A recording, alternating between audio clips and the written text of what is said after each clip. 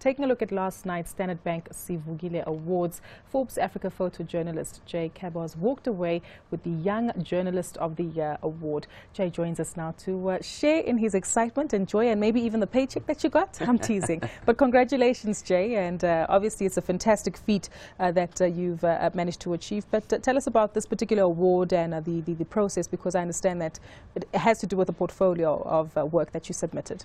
Yes, actually, it's quite funny because in that last clip over there, I saw a number of my photographs that we took over the mining strike last year, and it's amazing because you actually remember all those memories that you see throughout the year, and it's one of the reasons why I actually won the award was because we had such a strong portfolio, and it's probably because as a Forbes Africa journalist, you spend a lot of time out in the field. We're a very small team. It's quite crazy. I mean, I can vividly remember Nob Kerry being waved in front of my face one of the days of leading into the final days of the Platinum Strike, and it's amazing because you go from something like that, and then you're fortunate to spend a couple of days out on a yacht traveling around Cape Point as part of the Cape to Rio stories. And I think also one of the strongest stories that we did was the doozy, which is one of the big stories that led towards the many nominations I got in the different categories.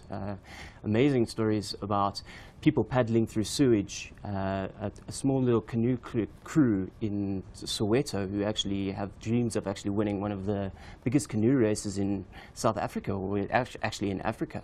So it's been a very long year, and I can't say any more because it's really, really exciting to have actually been given the nomination and to come away with something. And it just shows you that the work we do is really hard.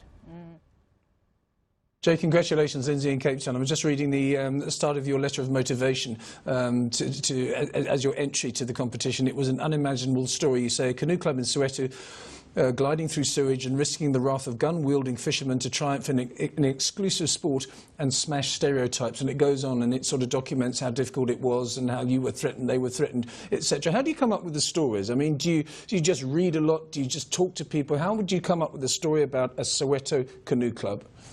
Well, the Soweto club, actually, we just heard about it. It was a small little rumor, actually, when it first started. And basically, a lot of the time for these stories, you're spending trying to actually find the people who are involved with it.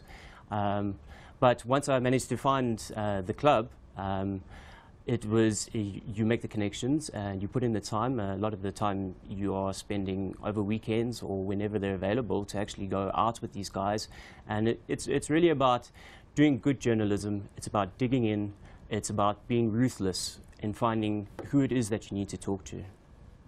Jay, well, we certainly wish you all the best going forward, and another big congratulations on winning the award last night. That was Forbes Africa photojournalist Jay Caboz there.